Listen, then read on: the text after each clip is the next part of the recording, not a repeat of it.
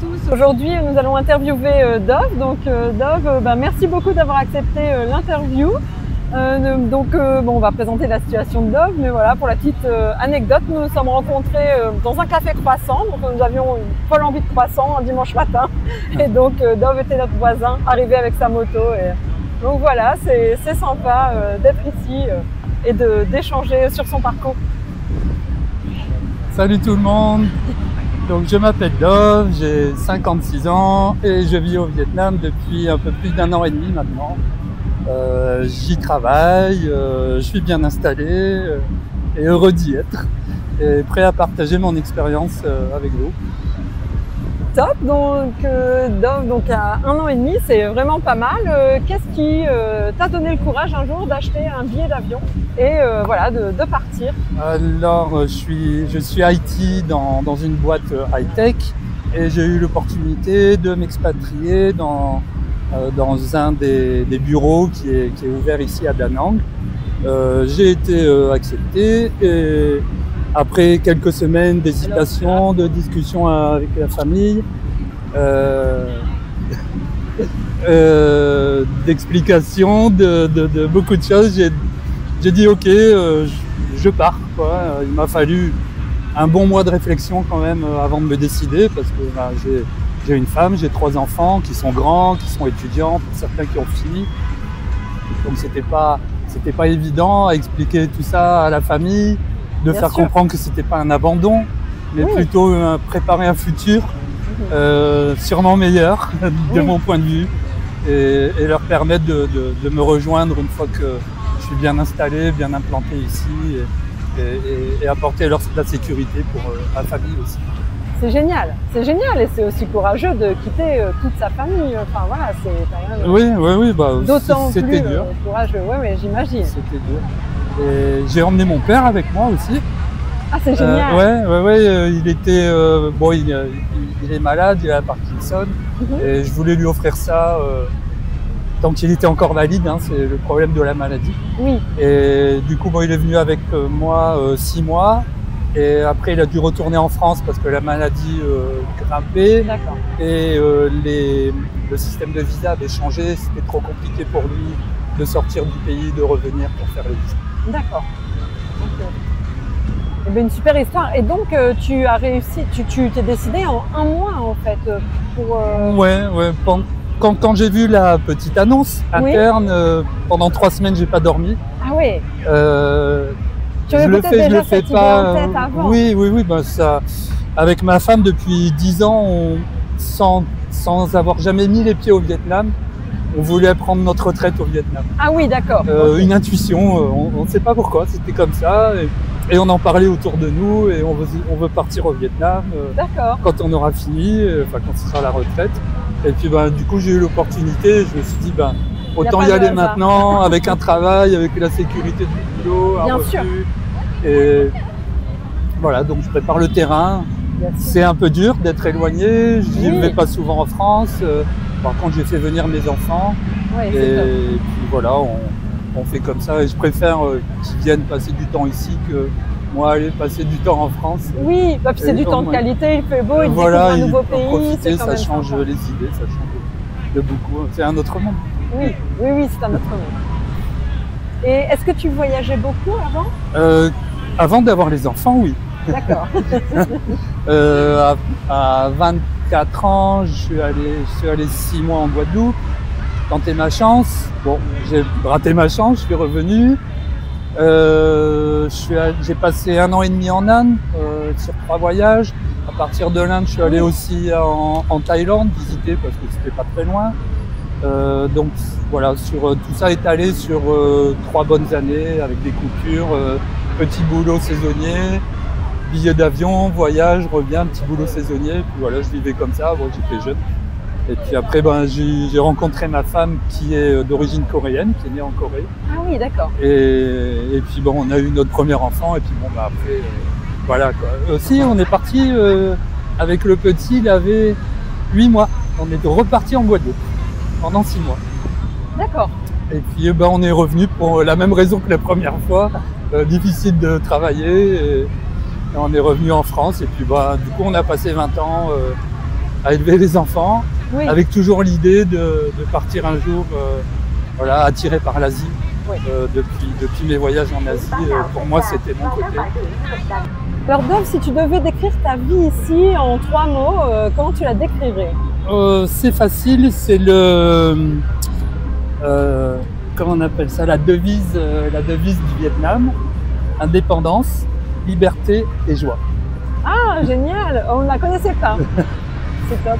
Et c'est ce qu'on ressent quand on est là, on sent une liberté qu'on ne peut plus retrouver en Europe. On se sent vraiment libre parce qu'on peut circuler comme on veut, rouler en moto comme on veut. Mhm. Il y a voilà, toutes ces règles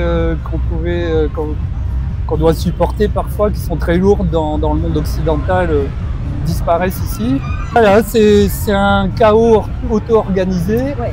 Le trafic routier peut faire très peur dans les villes aux gens qui arrivent pour la première fois. Traverser une rue les premiers jours, Ah oui, oui. on dit bon, on va mourir, on va pas y arriver. Ouais. Et en fait, quand on comprend comment ça fonctionne, on est un galet dans un flux d'eau, Mhm. et l'eau nous évite. Oui. Il faut pas s'arrêter, il faut traverser, juste faire ça, dire je passe. Mhm. Et les gens nous évitent comme un ruisseau d'eau, Oui. avec un galet. Et voilà, je voyage beaucoup en moto. Mhm. On a la montagne juste là, on a la mer juste là, 2500 km de plage, Oui. des Bien sûr. montagnes jusqu'au Laos, au Cambodge, on peut aller même jusqu'en Chine si on veut. Oui, tout à fait. On est vraiment à portée de tout, et il suffit de quelques minutes pour changer de paysage. Oui, oui. C'est un pays magnifique, les gens sont géniaux, ils ont le sens du partage, ils sont très humains. Le racisme, c'est un concept qu'ils ne connaissent pas. Ah oui, super. Toujours souriant, Oui. ça vous avez pu le Ah remarquer oui, aussi. oui, c'est clair. Il suffit de faire un petit sourire Bien sûr. et tout est radieux d'un coup. C'est ça. Et c'est très très accueillant, toujours prêt à aider. Et c'est une chose de ma part, que j'arrivais pas à trouver en Europe. Oui. Nous avons dû bouger parce que nous avions des petits problèmes de nuisance sonore de l'autre côté. Les annonces locales. Donc on s'est installé un peu plus au calme. Donc Dove, voilà, du coup, parce que tout ce que tu nous dis, j'imagine que la question suivante, on a un petit peu la réponse, mais est-ce que tu préfères ta vie d'avant ou est-ce que tu préfères ta vie d'aujourd'hui, ou est-ce que les deux étaient très bien mais c'est différent? Enfin, voilà, comment tu vois la différence? Je préfère largement ma vie d'aujourd'hui. Les cocotiers, la plage, la chaleur, voilà, un sentiment de paix, il n'y a pas de stress. Oui, c'est vrai. Il n'y a pas de stress quotidien. Ils diront, bon, il y a le travail, mais c'est normal, toujours du stress. Mais il y a aussi ça chez nous. Mais voilà, quand je sors du boulot, il fait chaud, je peux aller manger dehors. Bon, la vie coûte rien ici, hein, comparé à l'Europe, hein, il faut diviser par 5 à peu près. Voilà, donc si on a un boulot assez bien payé, il n'y a pas besoin de gagner des 1000 et des 100. Un couple peut vivre avec 1000 euros à l'aise, louer une petite maison et vivre vraiment tranquille avec 1000 euros par mois pour deux, quoi. Ouais, c'est top. Ouais, c'est sûr.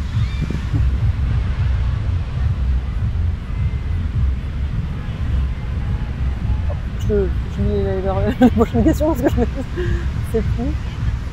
Ah oui. Et est-ce que tu te sens chez toi ici? Tout à fait, parce que j'ai été très bien accueilli à mon boulot déjà, très bien accueilli par tous mes collègues qui m'ont montré comment vivre au Vietnam. J'ai trouvé une maison dans un quartier middle class vietnamien. Il y a très peu de foreigners dans le coin, c'est vraiment c'est très local, les voisins sont très gentils. Ils font des soirées karaoké monstrueuses, mais ça fait partie du décor. Et puis on apprécie, puis c'est rigolo parce que ça boit, ça chante. Et voilà, comme je dis souvent, le Vietnam, c'est les ch'tis de l'Asie. Pour ceux qui connaissent la vie chez les ch'tis, c'est la vraie vie. Donc voilà, on peut que profiter, vivre et se laisser aller à ses envies, ce sentiment de liberté. Alors, je doute pas que plein de gens en Europe se sentent libres et profitent, mais moi j'ai toujours été attiré par l'Asie et puis voilà, depuis longtemps que je voulais partir. Juste le temps d'élever les enfants et puis qu'ils soient capables d'être autonomes et puis voilà, me voilà et puis je suis en train de préparer le terrain, comme je disais tout à l'heure. Et du coup, tu es arrivé, tu avais un travail, mais bon, du coup, tu as laissé ta famille, tes amis. Comment tu t'y prends aujourd'hui pour rencontrer de nouvelles personnes?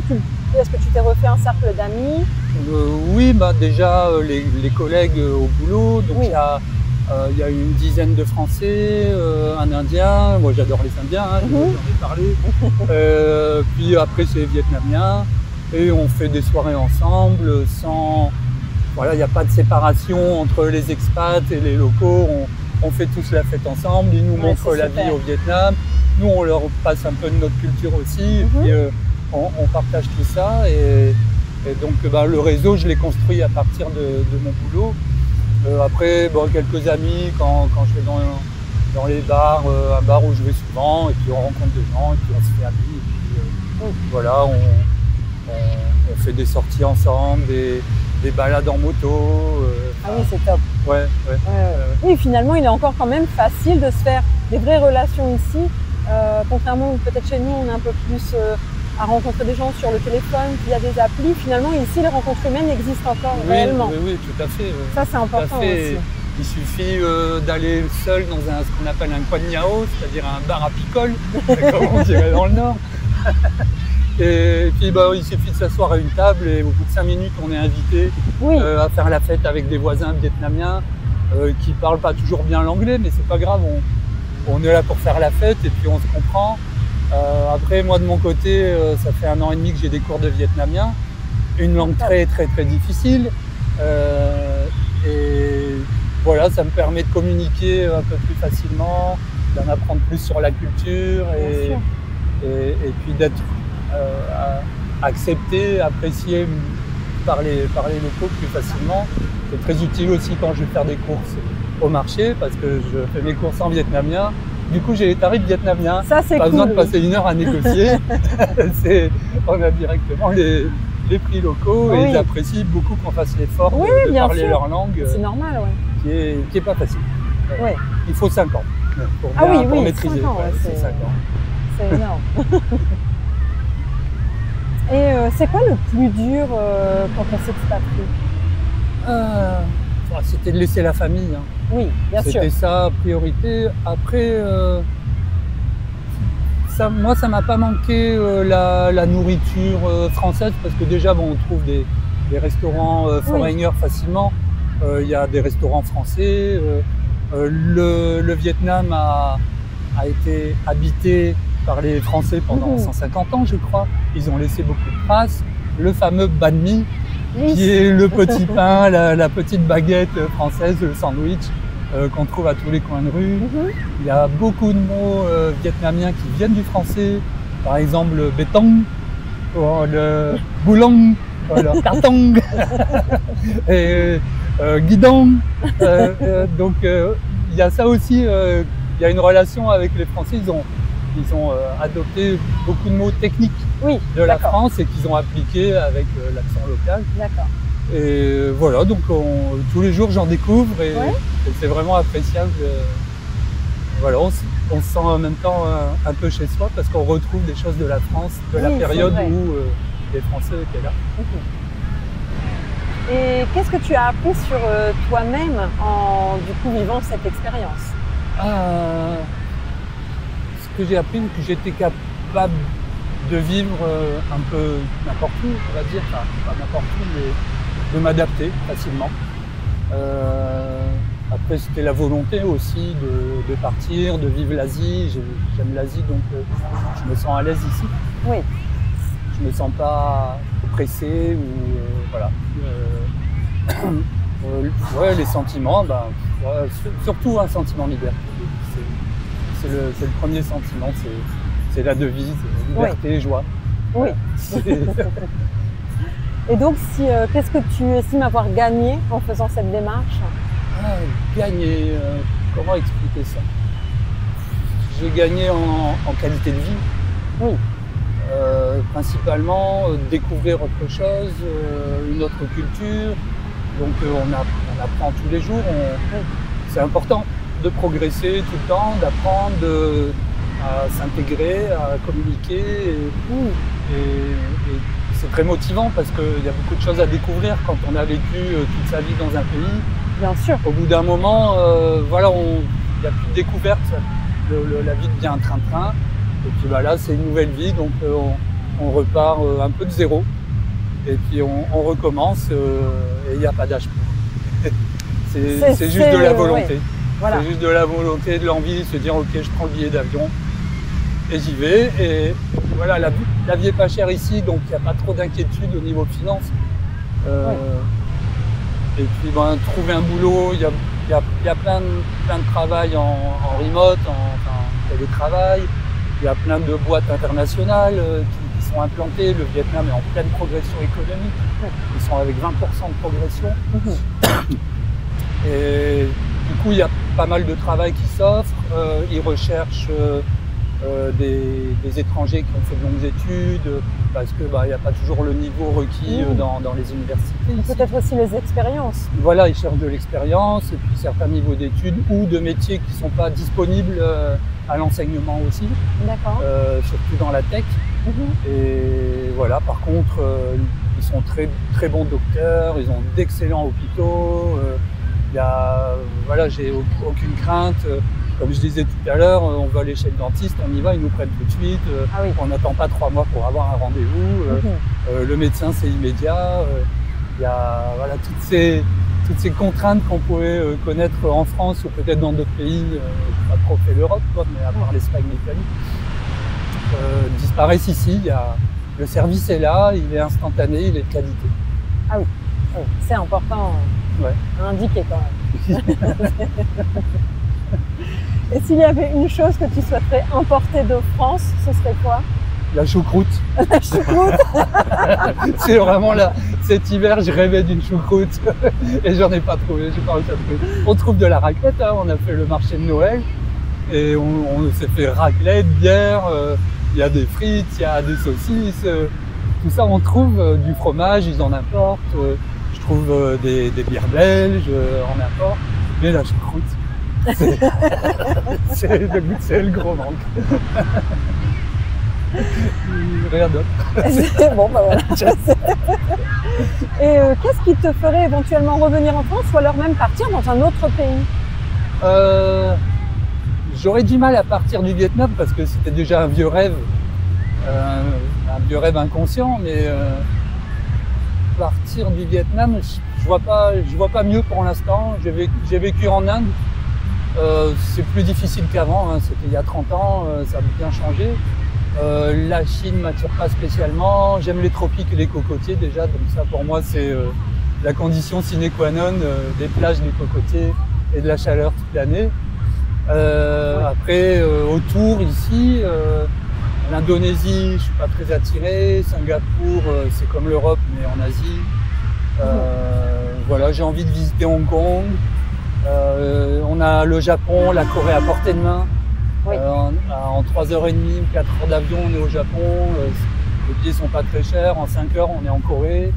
En 2 heures, on est en Chine. En 1 heure, je peux aller en Thaïlande. Voilà, tous ceux qui aiment l'Asie, le Vietnam est un peu au centre, un centre de distribution puisqu'on est vraiment à portée de main de plein de pays d'Asie assez facilement. Et puis les voyages sont pas exorbitants. Voilà, c'est facile pour nous. En plus, on a des passeports européens, donc on passe. Les visas sont gratuits pratiquement partout, avec des durées limitées bien sûr, mais voilà, on peut voyager plus librement que les Vietnamiens qui eux ont du mal à obtenir des visas pour sortir, ne serait-ce que pour aller à Bangkok ou au Laos. Ah oui, d'accord. Ça peut être... Ok. Et alors, est-ce qu'il y a quelque chose que tu aurais aimé savoir avant de t'expatrier? Quelque chose que tu aurais aimé qu'on te dise ou un tips, quelque chose qui a pu te faire galérer peut-être? À vrai dire, non. À vrai dire, non, bah, parce que j'étais pris quand même en charge bien par mon entreprise qui ont géré les choses. Bon, j'ai dû prendre mon billet par moi-même et trouver un hôtel par moi-même, mais il y a les trucs en ligne, hein, Bien je sûr. ne vais pas citer, mais enfin, voilà, c'est pas difficile de louer un hôtel avec une piscine, on paye 8 € la nuit. C'est facile de s'installer, de débarquer, même si on est perdu. On rencontre des gens. Je vous ai rencontré dans un petit café croissant où je vais prendre mon petit déj bien Frenchy le matin. C'est ça. Et voilà, ces petits trucs-là, c'est important, cette petite routine et quand même les racines Bien sûr. qui restent là, le café croissant, voilà. Oui. Et sinon, j'apprécie aussi tout ce qui est nourriture et boissons vietnamiennes. Ici, ils boivent beaucoup de café, hein, c'est le second producteur de café au monde. Et le café est excellent, mais après, ils le préparent différemment. Mais c'est fabuleux, le café à la coco, le café à l'œuf, le café au sel. Ça peut paraître bizarre, mais c'est On a fait une vidéo là-dessus, un reel, et oui, la description de tous ces cafés, c'est super bon. Ouais. Et la nourriture est très saine, il y a très peu de friture, c'est du riz, des légumes, un peu de viande. Ils ont une vie très très saine, ils font très attention à leur corps, à ce qu'ils mangent, à ce qu'ils boivent, à la peau. Voilà, il y a vraiment une culture du bien-être qui est présente à tous les niveaux. Ils évitent le soleil.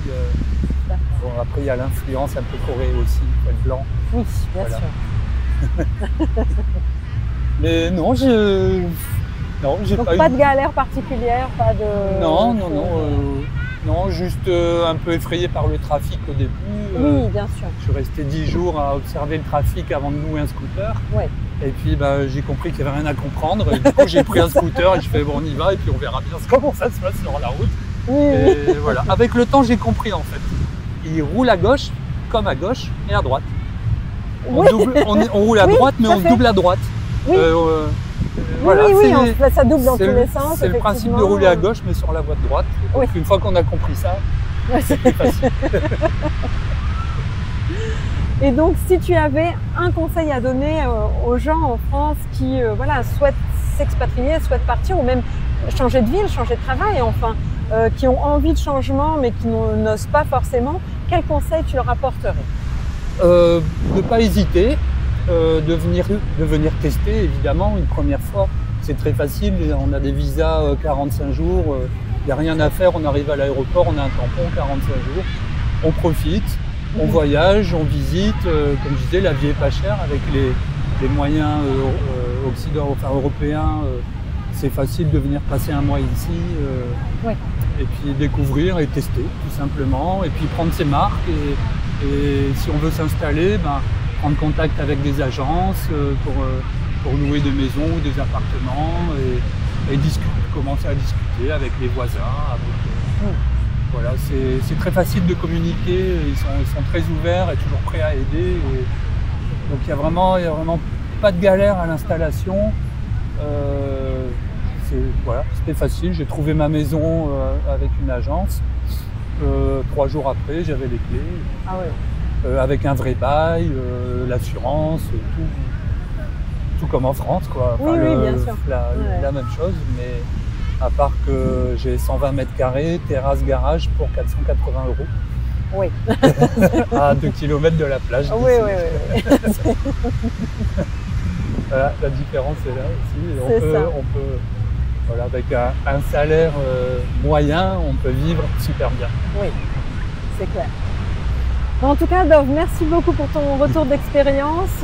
Merci beaucoup pour toutes ces réponses. C'est vraiment hyper sympa d'avoir accepté de répondre à toutes nos questions. Et puis voilà, maintenant nous allons aller nous prendre un petit verre au Beach Club et puis passer du bon temps. Ouais, exactement. Et bye bye, merci, profitez de la vie.